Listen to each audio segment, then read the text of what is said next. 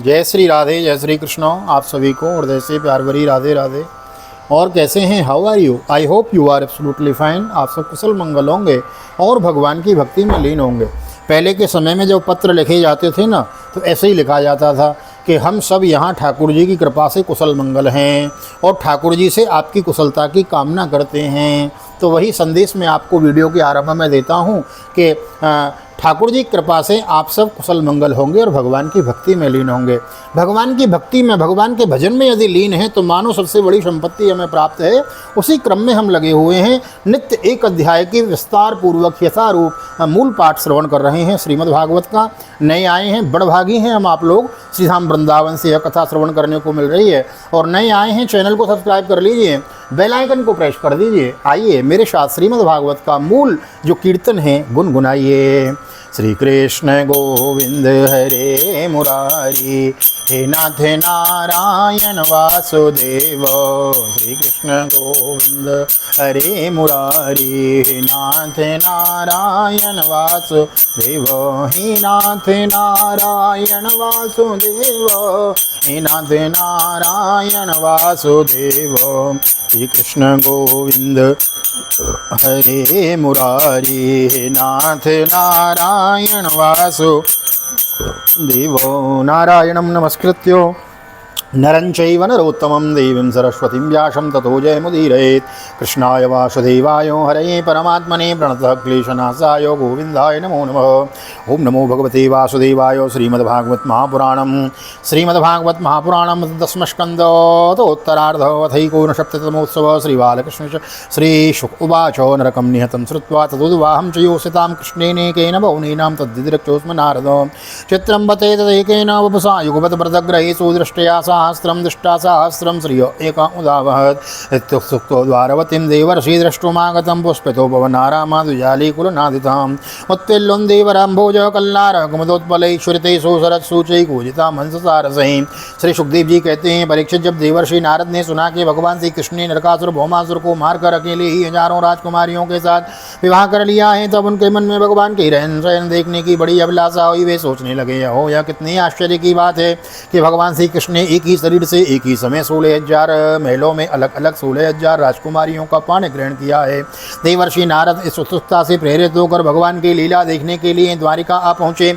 वहाँ के उपवन और उद्यान खिले हुए रंग बिरंगे पुष्पों से लदे वृक्षों से परिपूर्ण थे। उन पर तरह तरह के पक्षी चहक रहे थे और भौरे गुंजार कर रहे थे। निर्मल जल से धरे सरोवरों में नील लाल और सफ़ेद रंग की भांति भांति के कमल खिले हुए थे। कुमुद कोई और नवजात कमलों की मानो भीड़ ही लग गई हुई हो। उनमें हंस और सारस कलरव कर रहे थे। उत्पुल्लिंदी वरम्भोज कल्लारा कुमुदोत्पलै श्रुतेषु सरस्सूचै कूजिता मंससारसैं। प्रासादालक्षे नविभुर दुष्टां स्वाटिकराजतैं महामरकत प्रख्यै स्वर्णरत्न परीक्षते विविक्तरत्यापदचत्वरापणैर् शालाशभावे रुचिरां सुरालये संसिक्तमार्गागणवेर्थदेहिलीं पतत पताकाद्वयवार्यतातपां। तस्यामन्तःपुरं श्रीमदर्चितं सर्वदिष्णपै हरे स्वकौशलं यत्र तष्ट्वाकाशेन दर्शितं। तत्र षोडशविसहस्रैषमलङ्कृतं विवेशै गौतमं सौरै पत्नीनां भवनं महत्। विष्टब्धं द्रष्टुमस्तम्भैर्वैदूर्यफलकोत्तमै इन्द्रनीलमये कोड्यैर्जगत्यां च तद्विषो विताने निमिते दृष्ट्वा मुक्तधामा विलम्बिभिदान्तेरासनपर्यङ्के मुन्युत्तम अपरिष्कृतै। दासीभिः निष्कण्ठे वेशवासो वीरलङ्कृतं पुष्पी सकुञ्चकोष्णीषु सुवक्त्रमणिमुकुण्डलै। द्वारिकापुरी में स्फटिकमणि और चांदी के 9 लाख महल थे। वे फर्श आदि में जड़ी हुई महामरकतमणि पन्नी की प्रभा से जगमगा रहे थे और उनमें सोने के तथा हीरों की बहुत सी सामग्रियां शोभायमान थी। उनके राजपथ, बड़ी बड़ी सड़कें, गलियां, चौराहे और बाजार बहुत ही सुंदर सुंदर थे। घुड़साल आदि पशुओं के रहने के स्थान, सभा भवन और देवी मंदिरों के कारण उनका सौंदर्य और भी चमक उठा था। उनकी सड़कों, चौक, चौड़ी गली और दरवाजों पर छिड़काव किया गया था। छोटी छोटी झंडियाँ और बड़े बड़े झंडे जगह जगह फहरा रहे थे, जिनके कारण रास्तों पर धूप नहीं आ पाती थी। उन्हें उसी द्वारिका नगरी में भगवान श्री कृष्ण का बहुत ही सुंदर अंतःपुर था। बड़े बड़े लोकपाल उनकी पूजा प्रशंसा कर रहे थे। उनकी निर्माण करने की विश्वकर्मा ने अपनी सारा कला कौशल, सारी कारीगरी लगा दी। उन अंतःपुरों में निवास में भगवान की रानियों के 16,000 से अधिक महल शोभायमान थे। उनमें से एक बड़े भवन में देवर्षि नारद ने प्रवेश किया।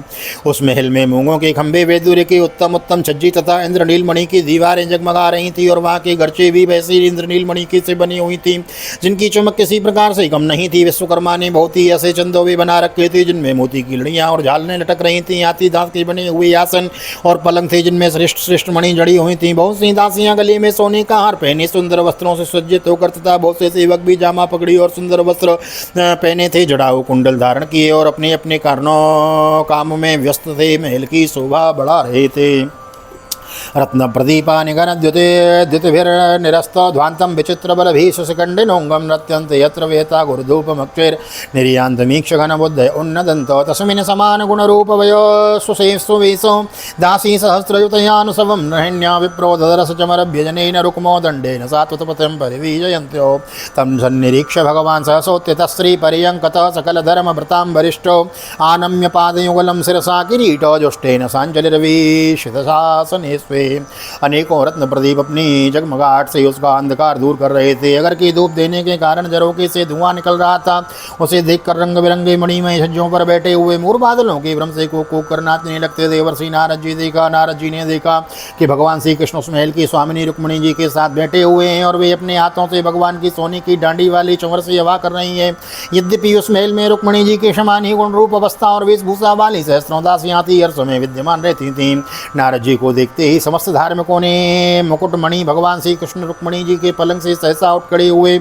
उन्होंने देवर्षि नारद के ओल चरणों में मुकुटयुक्त सिर से प्रणाम किया और हाथ जोड़कर उन्हें अपने आसन पर बिठाया। परीक्षित इससे संदेह नहीं होता श्री कृष्ण चराचर जगत की परम गुरु और उनके चरणों का धोवन गंगा जल सारे जगत को पवित्र करने वाला है। फिर भी वे परम भक्त वत्सल और संतों के परम आदर्श उनके स्वामी हैं। उनका एक असाधारण नाम ब्रह्मण्य देव भी है। वे ब्राह्मणों को ही अपना आराध्य देव मानते हैं। उनका यह नाम उनके गुणों के अनुरूप एवं उचित ही है। तभी तो भगवान श्री कृष्ण ने स्वयं ही नारद जी के पांव पखारे और नारद का चरणामृत अपने सिर पर धारण किया है। तस्यावनिज चरणों यदप तदपः स्वदोष मूर्धनाम बिभ्रत जगद गुरुतरोपि सतां प्रतिरिहि ब्रह्मण्य देव इति सदो यद गुणनाम युक्तं तस्यैव यच्चरण शौचमशेष तीर्थं संपूज्यते वर्षवर्यं ऋषि पुराणो नारायणो नरसको विधिनोदितेन वान्या विभासमितया मितया मृतमिष्टया तं प्राह प्रभो भगवते करवामहे किं। नर शिरोमणि नरके सखा सर्वदर्शी पुरुष पुराण पुरुष भगवान नारायण ने शास्त्रोक्त विधि से देवर्षि शिरोमणि भगवान नारद की पूजा की। इसके बाद अमृत से भी मीठे किंतु थोड़े शब्दों में उनका स्वागत सत्कार किया। फिर कहा, प्रभु आप तो स्वयं समग्र ज्ञान वैराग्य धर्म यश श्री और ऐश्वर्य से पूर्ण हैं, आपकी हम क्या सेवा करें। नारद उवाचो निवाद्भुतं त्वयि विभो किल्लोकनाथै मैत्री जनेषु सकलेषु खलानां निःश्रेयसाय जगत् स्थितक्षणाभ्यां तिरक्षणाभ्यां स्वैरावतार उर्गाय विदाम सुष्ठो दृष्टं तवाङ्घ्रियुगलं जनतापवर्गं ब्रह्मादिविर्हृदिविचिन्त्यमगाधबोधैः संसार कूपपतितोत्तरणावलम्बं ध्यायश्चराम्यनुगृहाणि यथा स्मृतिस्यत् नमर्तिष्यत्। देवर्षि नारद ने कहा, भगवान आप समस्त लोकों के एकमात्र स्वामी हैं।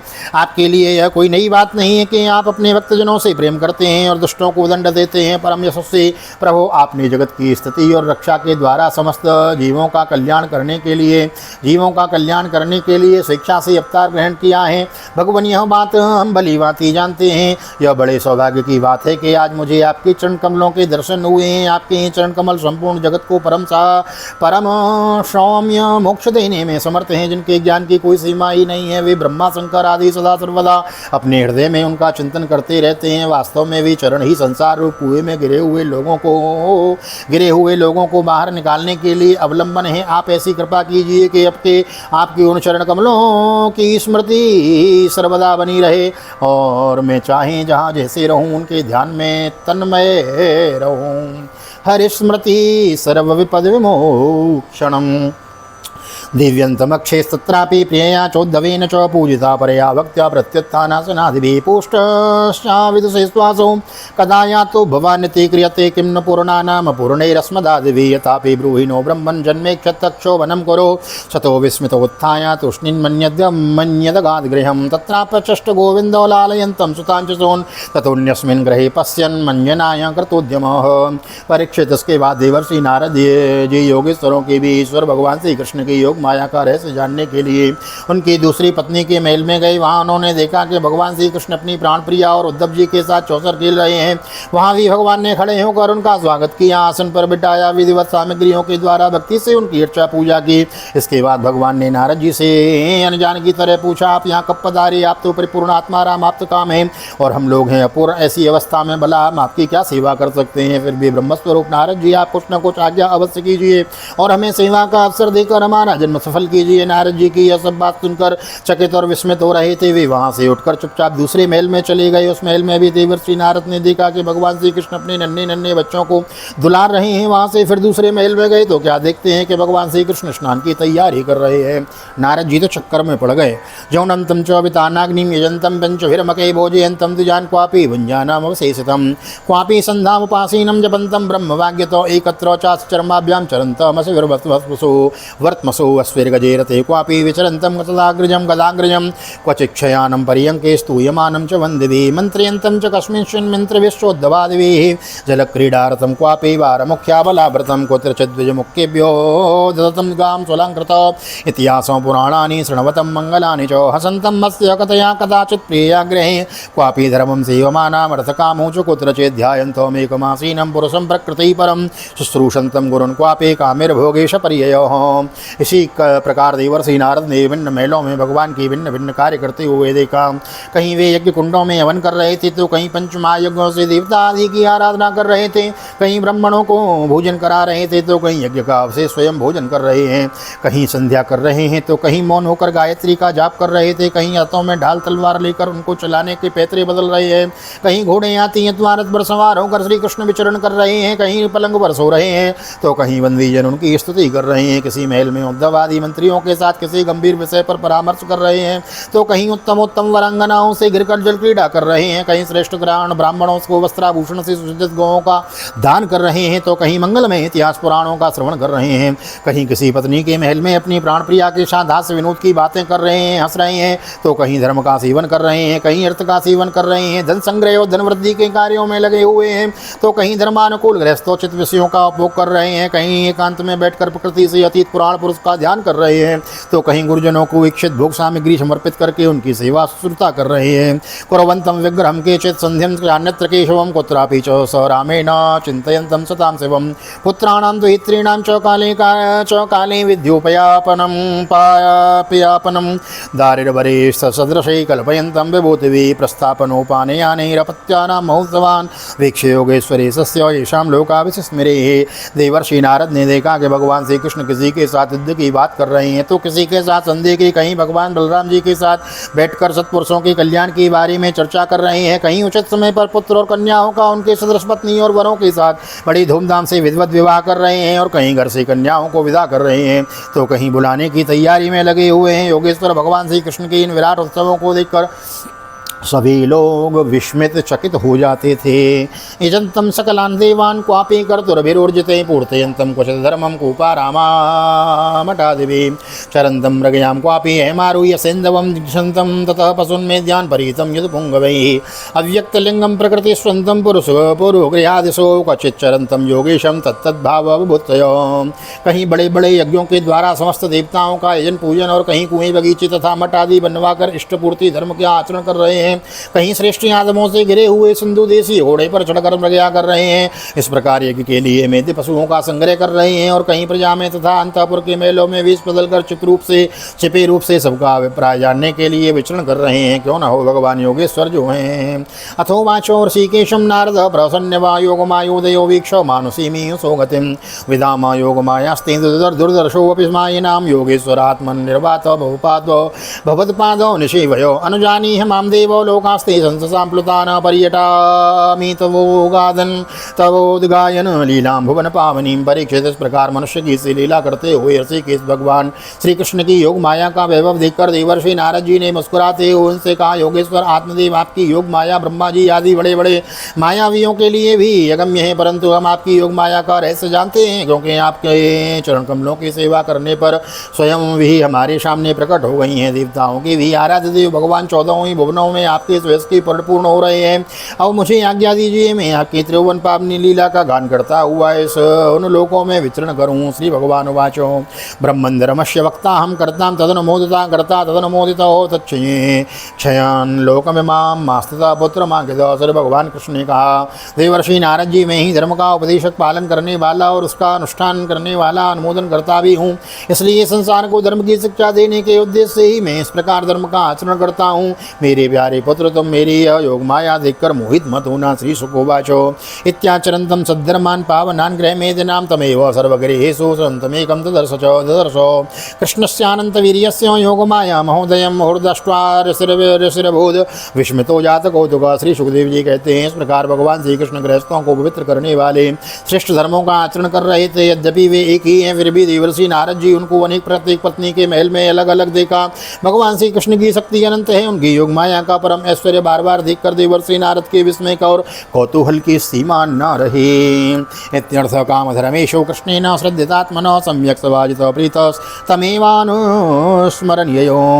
एवं मनुष्य पदवी मनुवर्तमानो नारायणो किल भवाय गृहीत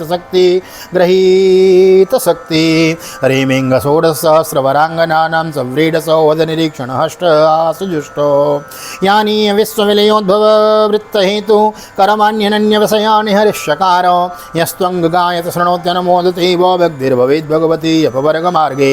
द्वारिका में भगवान श्री कृष्ण गृहस्थ की भांति ऐसा आचरण करते थे मानो धर्म अर्थ और काम रूप पुरुषार्थ में उनकी बड़ी श्रद्धा हो। उन्होंने देवर्षि नारद का बहुत सम्मान किया। वे अत्यंत प्रसन्न होकर भगवान का स्मरण करते हुए वहाँ से चले गए। राजन, भगवान नारायण सारे जगत के कल्याण के लिए अपनी अचंत महाशक्ति योग माया को स्वीकार करते हैं और इस प्रकार मनुष्यों की सी लीला करते हैं। द्वारिकापुरी में 16,000 से भी अधिक पत्नियां अपनी सलज्ज एवं प्रेम भरी चितवंत तथा मंद मंद मुस्कान से उनकी सेवा करती थीं और वे उनके साथ विहार करते थे। तो भगवान श्री कृष्ण ने जो लीलाएं की हैं उन्हें दूसरा कोई और नहीं कह सकता। परीक्षित वे विश्व की उत्पत्ति स्थिति और प्रलय के परम कारण हैं। जो उनकी लीलाओं का गान श्रवण करने वालों का अनुमोदन करता है उनके उसे मोक्ष के मार्ग स्वरूप भगवान श्री कृष्ण के चरणों में परम प्रेममयी भक्ति की प्राप्ति हो जाती है। स्वस्थ श्रीमद्भागवते महापुराणे पारमहंस्यां संहितायां दशम स्कंदे उत्तरार्धे कृष्ण ग्राहस्थ दर्शनम नामे एकोनसप्ततमोत्सव। श्री बालकृष्ण चरणार्पणमस्तु। राधा कृष्ण चरणार्पणमस्तु। कृष्णाय वासुदेवाय हरये परमात्मने प्रणतः क्लेशनाशाय गोविंदाय नमो नमः। हरे कृष्ण कृष्ण कृष्ण हरे हरे हरे राम राम हरे हरे।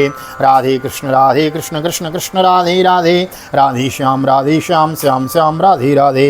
बोल राधा गोविंद भगवान की जय। श्रीमद् भागवत महापुराण की जय। श्री वेदव्यास जी महाराज की जय। सुखदेव जी महाराज की जय। राजा परीक्षित जी महाराज की जय। रज रामचंद्र भगवान की जय। श्री हनुमान जी महाराज की जय। गोवर्धन नाथ की जय। यमुने महारानी की जय। वृंदावन बांके बिहारी लाल की जय। गैया मैया की जय। तुलसी मैया की जय। अपने अपने माता पिता की जय। सतगुरुदेव भगवान की जय। आज के आनंद की जय। जय जय श्री राधे श्याम। जय जय राधे जय जय श्याम। सबको मिले वृंदावन धाम। ऐसी प्रार्थना ठाकुर जी के चरणों में। यहाँ तक वीडियो बनी है, वीडियो को लाइक कर दीजिए, शेयर कर दीजिए, कमेंट में भागवत भगवान की जय लिख दीजिए। मिलते हैं अगले अध्याय में, तब तक के लिए श्रीधाम वृंदावन भागवत निकेतन ठाकुर जी का दर्शन करते हुए आप सभी को हृदय से प्यार भरी जय श्री राधे जय श्री कृष्ण हरि ओम।